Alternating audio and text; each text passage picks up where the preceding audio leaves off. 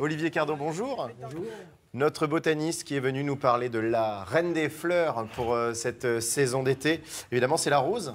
Mais la rose, évidemment, il faut...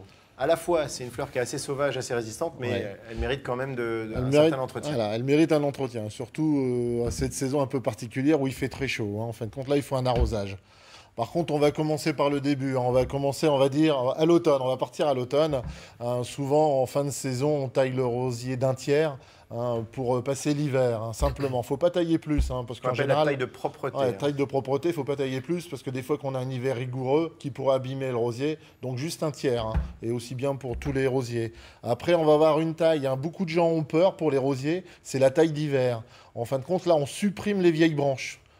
Je sais que tout à l'heure, on a vu un peu sur le diaporama, on supprime les vieilles branches pour avoir de beaux rejets, pour que le rosier reste jeune. Donc la taille de propreté, c'est l'automne, la taille d'hiver, c'est décembre, janvier. Oh non, c'est après l'hiver. On laisse passer les grands froids. Ça va être plutôt, on dit souvent fin février, mais moi je préfère attendre début mars, les 15 premiers jours de mars. Pratiquement le début du printemps.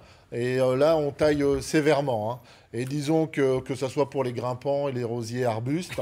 Après, disons que l'entretien du sol, vous voyez les rejets, j'ai taillé sévèrement, là on a de très beaux rejets à l'image, et ça justement, ça va donner les belles roses de l'année prochaine. Et après, en fin de compte, le travail du sol, c'est l'ameublir à la fourche bêche pour pas abîmer les racines, et moi je conseille aux gens de mettre un paillage.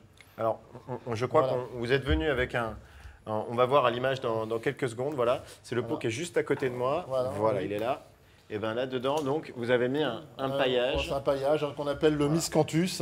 Le miscanthus. Voilà, on le voit bien là. Voilà. Et donc, voilà, ça tombe de ma main. Voilà. Et donc, c'est vous qui avez récupéré du miscanthus, vous l'avez séché. C'est broyé, séché, et en fin de compte, ça va permettre de garder l'humidité au sol. En ce moment, les rosiers souffrent de la chaleur, on est vraiment en canicule. Ils sont comme nous, et en fin de compte, là, il faut vraiment arroser, et pour préserver l'humidité avec un paillage. Et ce paillage, moi, si par exemple, j'ai pas de miscanthus chez moi, je ne peux pas le préparer moi-même. Le gazon. Le gazon. Simplement. Voilà, si vous n'avez rien sous la main, prenez le gazon. Et si vous avez la paille de lin, c'est pas mal parce que ça fait fuir un peu les pucerons en même temps. Donc vous voyez, on peut choisir les paillages, mais surtout protéger les rosiers de la chaleur. Ça, c'est très essentiel. Alors on continue avec la suppression des drageons. Oui, les drageons. Alors, là, il y a un joli mot, on va commencer par expliquer ce qu'est un drageon. Un drageon, en fin de compte, c'est un rejet qui repart de la base. En fin de compte, là, on a de très beaux rosiers sur le plateau ou à l'image. En fin de compte, ils sont greffés sur, on appelle ça un porte-greffe. Et c'est le rosier sauvage, l'églantier. Et en général, quand le rosier est poussé, il arrive que des drageons repartent de la racine. Si on ne les enlève pas, ça va nuire au rosier qu'on veut conserver. Donc, il faut les supprimer. Donc, il faut absolument les supprimer. Alors, l'entretien du sol, ça, on l'a vu. L'arrosage, vous l'avez déjà dit. L'arrosage, c'est vraiment quand il fait chaud. Là, en ce moment, c'est très important. L'arrosage, est-ce qu'il y a des heures idéales pour l'arrosage? Plutôt le soir, quand les températures sont plus basses? Le soir, non, le rosier se met au repos. Moi, je préfère le matin de bonne heure parce que là, le rosier a besoin d'humidité pour la journée. Parce que quand on arrose le soir, on va perdre l'eau dans le sol, en fin de compte, parce que le rosier se met en repos la nuit, il dort. Donc là, il a vraiment d'humidité, c'est le matin. Voilà, il retient rien. Voilà, on va perdre de l'eau, en fin de compte. Donc le rosier, on l'arrose le matin de bonne heure. Bonne heure avant d'aller au travail. Exactement. Les fleurs fanées. Les fleurs fanées, faut les éliminer. Comme ça vous permet de conserver la floraison. Surtout qu'on a beaucoup d'espèces remontantes, c'est-à-dire qui vont fleurir toute l'année. Donc en supprimant les fleurs fanées, ça permet de pérenniser la floraison. D'accord. Voilà. Et après, là, c'est ce qu'on a sur le plateau, c'est tout des roses anciennes. Par exemple, je viens avec mon sécateur, je la coupe ou vraiment juste sous la fleur. Sous la fleur. Voilà. Déjà, même là, on voit sur le plateau qu'il y a plusieurs grappes de fleurs à des endroits qui sont plus ou moins avancés. Donc, faut pas avoir peur, on coupe vraiment. On coupe vraiment, voilà. Au sécateur. Au sécateur, voilà. Faut pas avoir peur. Et puis, ça fait un joli bouton sur la rose ou le costume. Voilà, sur la robe. Tout à fait. On utilise aussi il y a la lutte biologique. Lutte biologique, on en a déjà parlé.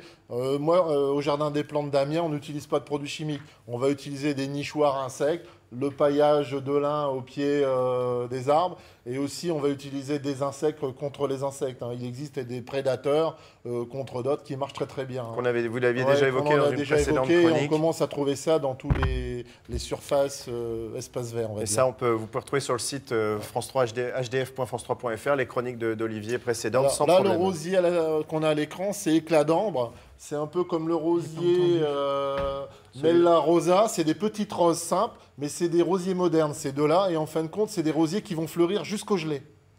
C'est des roses, ça donne un petit côté sauvage, mais ils ont une très belle floraison. Ils ont des couleurs un peu là orangées, là-bas plutôt rose.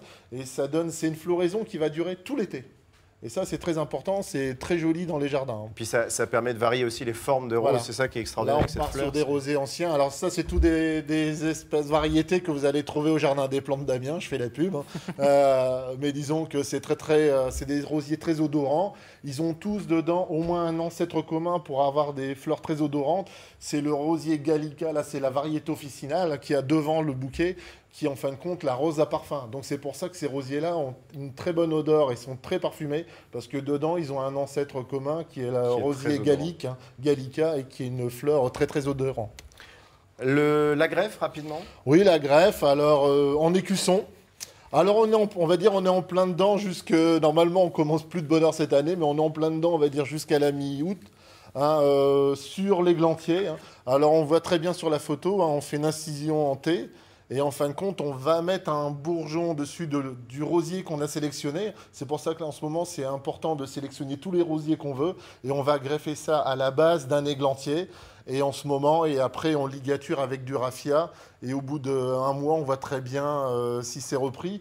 Mais seulement le porte-greffe, l'églantier, qu'on le met, il faut très bien l'arroser là, au moins l'arroser 15 jours consécutifs avant de faire la greffe. Hein. C'est très important. Toutes vos explications, Olivier Cardon, on les retrouve sur notre site internet hdf.france3.fr avec des photos et même le graphique que vous nous avez proposé, vous pourrez le retrouver sur le site pour avoir toutes les explications en replay. Merci beaucoup, Olivier. De rien.